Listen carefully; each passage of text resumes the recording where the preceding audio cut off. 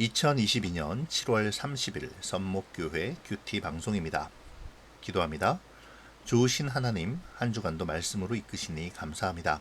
한 주간을 마감하는 토요일, 말씀 묵상의 시간으로 나왔사오니 이 시간 함께하여 주시고 말씀 안의 진리를 깨닫게 하여 주시옵소서. 감사를 드리며 예수님의 이름으로 기도합니다. 아멘. 오늘 묵상할 말씀은 출애굽기 8장 1절에서 15절입니다. 여호와께서 모세에게 이르시되 너는 바로에게 가서 그에게 이르기를 여호와의 말씀에 내 백성을 보내라. 그들이 나를 섬길 것이니라. 내가 만일 보내기를 거절하면 내가 개구리로 너의 온 땅을 치리라. 개구리가 나일강에서부터 무수히 생기고 올라와서 내 궁과 내 침실과 내 침상 위와 내 신하의 집과 내 백성과 내 화덕과 내 떡반죽 그릇에 들어갈 것이며 개구리가 너와 내 백성과 내 모든 신하에게 기어오르리라 하셨다 하라.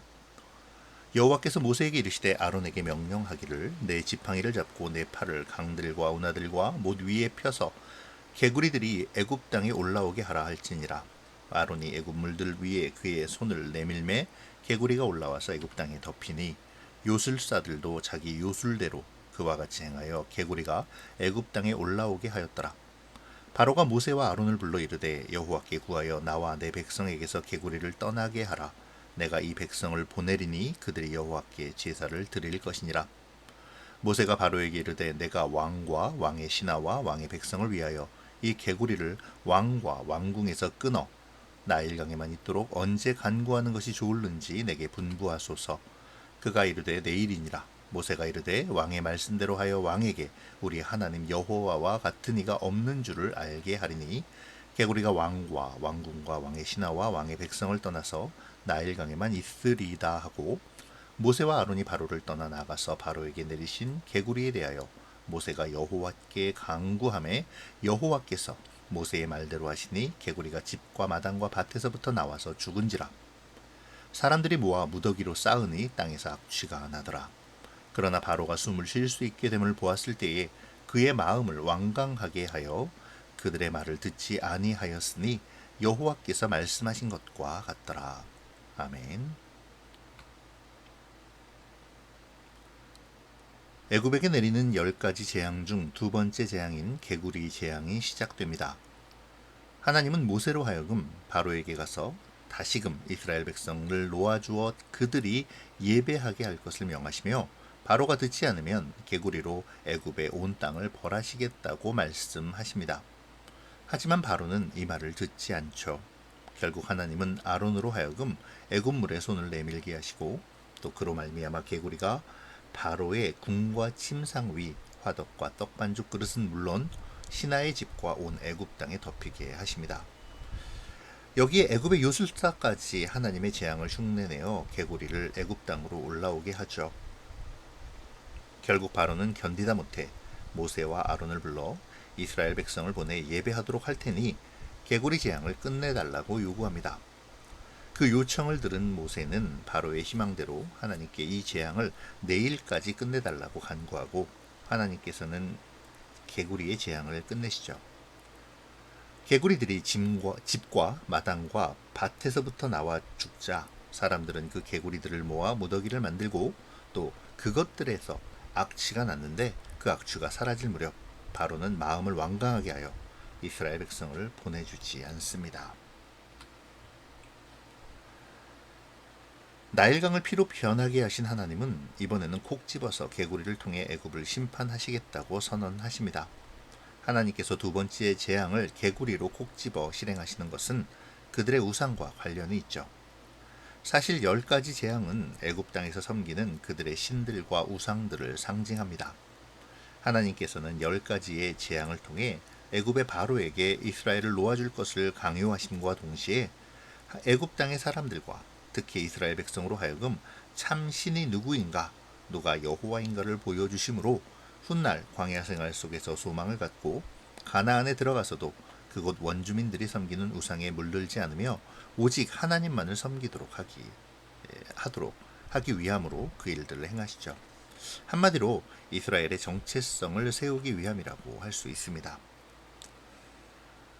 온 애굽에 행해진 개구리 재앙은 나일로 말미암아 없는 풍요로운 곡식을 상징하는 다산의 신 헤케트와 이시스라는 신에 대한 심판입니다.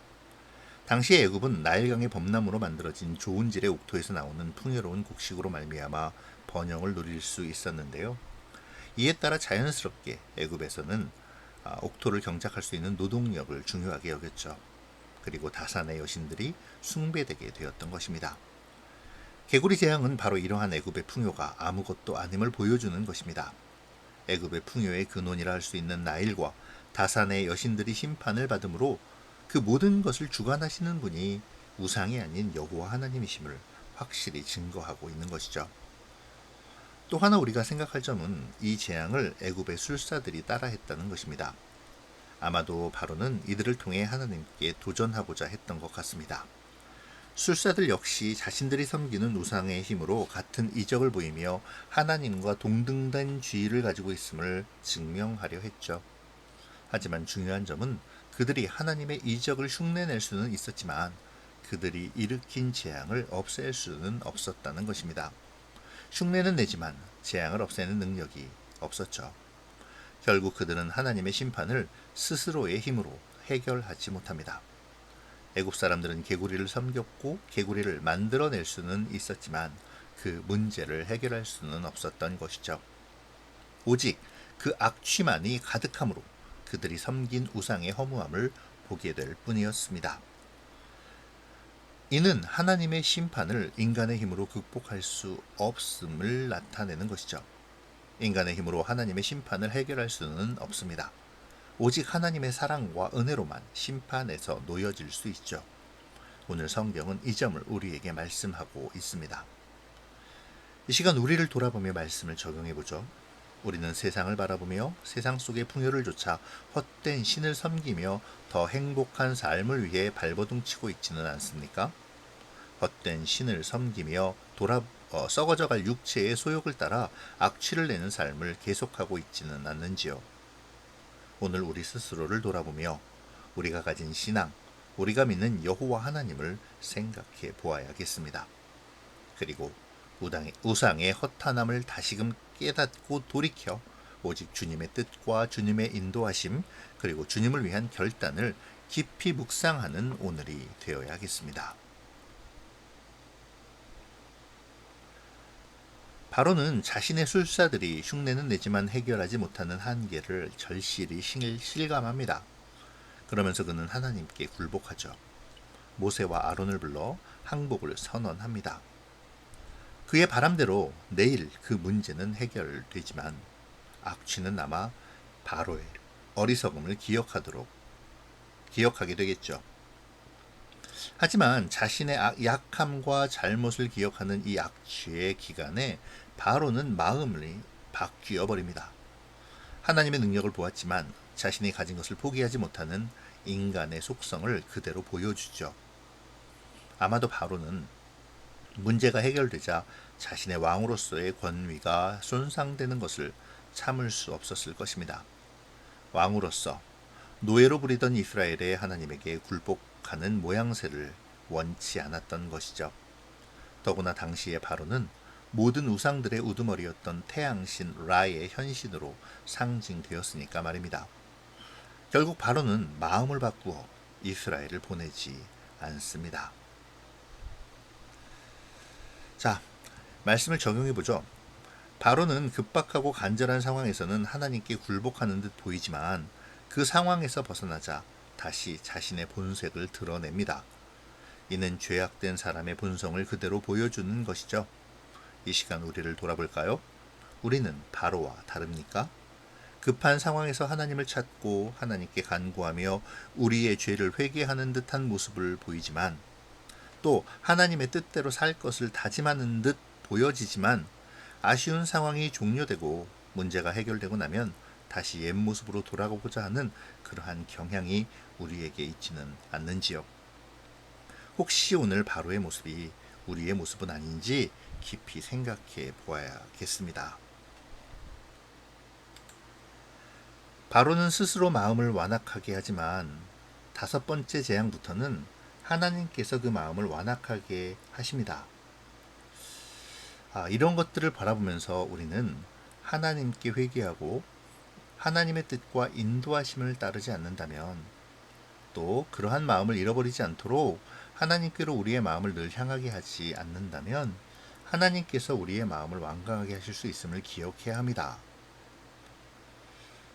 그리고 언젠가 바로의 마음처럼 스스로 강팍하게 하고 완악하게 되어 하나님의 심판을 피할 수 없게 됨을 기억해야 하죠.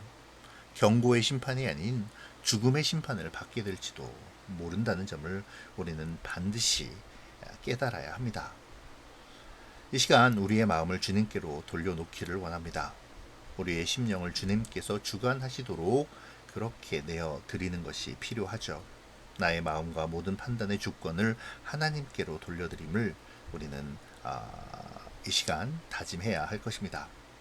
오늘 본문 속 바로를 통해서 우리는 이러한 모습들을 깨닫고 다짐하는 그러한 묵상을 해야만 할 것입니다. 오늘 묵상이 나의 모든 주도권을 주님께 드리는 결단의 묵상이 되기를 소원합니다. 기도로 마치겠습니다. 좋으신 하나님, 한 주간을 마무리하는 토요일 아침에 묵상의 자리로 불러주시고 우리의 마음과 우리의 모든 것을 주님 앞에 내려놓게 하시니 감사합니다. 우리가 삶의 주도권을 주님께 맡김으로 하나님의 하나님 되심을 경험하게 하시고, 그러므로 하나님을 예배하는 참된 예배의 삶을 살아가도록 인도하여 주시옵소서. 우상과 세상의 권력을 추구하는 우리를 회개하게 하시고 온전히 하나님만을 바라보는 우리의 믿음과 신앙이 되게 하여 주시옵소서. 세상을 향한 미련을 버리지 못함으로 우리의 스스로의 마음을 완강하게 하여 주님의 심판의 자리에 가지 않도록 우리를 늘 돌아보고 경계하는 그러한 우리가 되게 하여 주시옵소서. 오늘도 주님과 동행하며 말씀을 깊이 묵상하기를 소원하오며 예수님의 이름으로 기도합니다. 아멘.